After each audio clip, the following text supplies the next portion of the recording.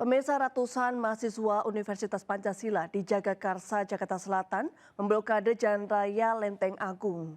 Aksi itu sebagai bentuk kekecewaan terhadap rektornya yang diduga terlibat pelecehan seksual. Aksi mahasiswa Universitas Pancasila memanas setelah sempat terlibat kericuhan dengan petugas keamanan. Dalam aksinya mereka juga memblokade Jalan Raya Lenteng Agung dengan cara membakar ban bekas.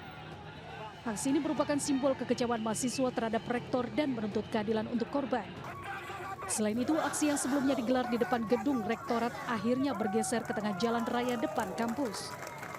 Para mahasiswa yang berunjuk rasa atas kasus dugaan pelecehan seksual ini memblokir jalan depan kampus dan juga membakar ban bekas sehingga membuat kemacetan panjang. Pihak yayasan dan akademik kampus juga menggelar jumpa pers terkait ramainya pemberitaan dugaan pelecehan seksual oleh rektor berinisial ETH. Dalam jumpa pers tersebut, pihak yayasan mengatakan telah menandatangani surat pemberhentian sementara rektor ETH. Yayasan kemudian rapat hari Senin memutuskan akan dinonaktifkan sampai tanggal 14 Maret berakhirnya masa bakti. Sementara itu, dua korban dugaan pelecehan rektor Universitas Pancasila mengajukan permohonan perlindungan ke Lembaga Perlindungan Saksi dan Korban. Pihak LPSK kini telah melakukan pendalaman dengan meminta keterangan korban dan pihak kepolisian. Tim Liputan iNews melaporkan. Sejumlah pasangan tak resmi terjaring razia penyakit masyarakat di Klaten, Jawa Tengah. Dalam razia ini 7 pasangan mesum dan seorang PSK berhasil diamankan.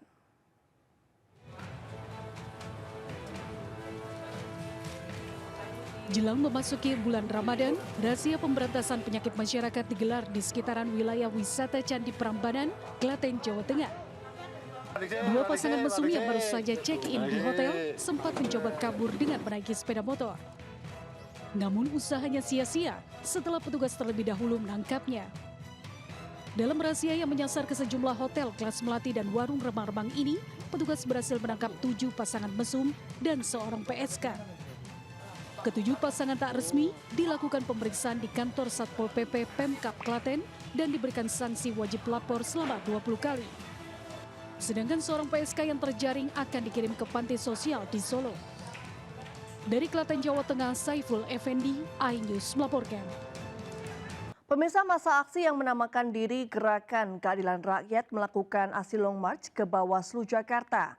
Masa yang didominasi emak-emak itu berunjuk rasa terkait kenaikan harga bahan pangan usai pemilu.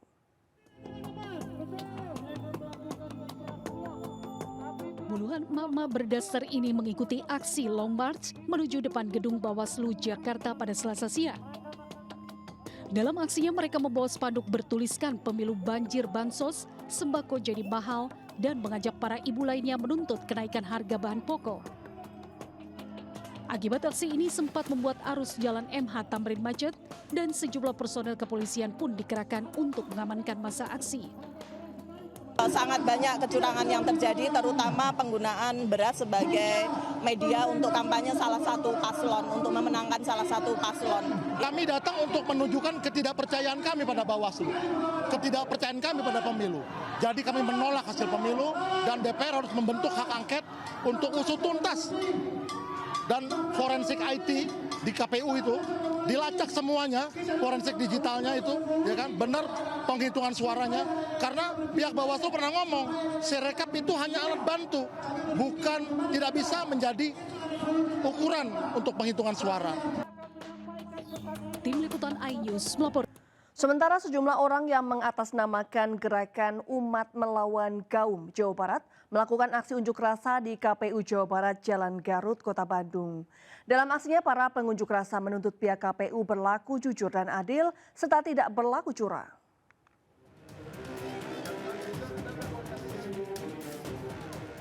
Para pengunjuk rasa menuduh Pilpres 2024 diduga syarat dengan kecurangan yang bersifat terstruktur, sistematif, dan masif.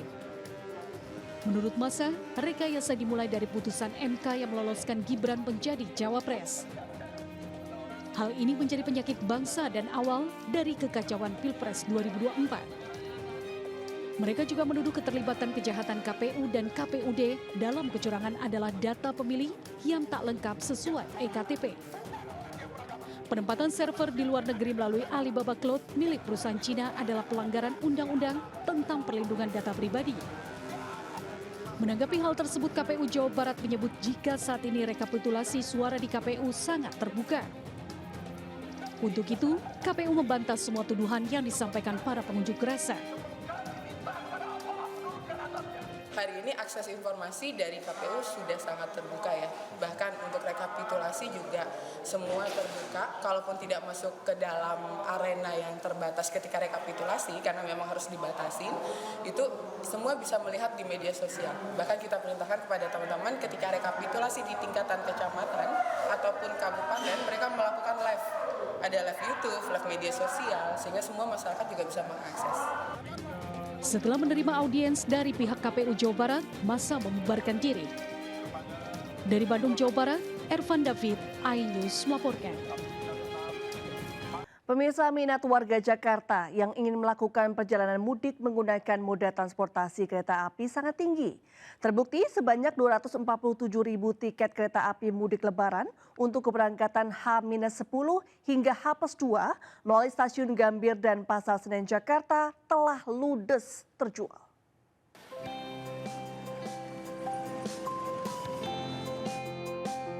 PT Kereta Api Indonesia terus membuka penjualan tiket mudik lebaran bagi warga Jakarta yang ingin melakukan perjalanan mudik menggunakan moda transportasi kereta api pada momen Hari Raya Idul Fitri 1445 Hijriah pada tahun ini.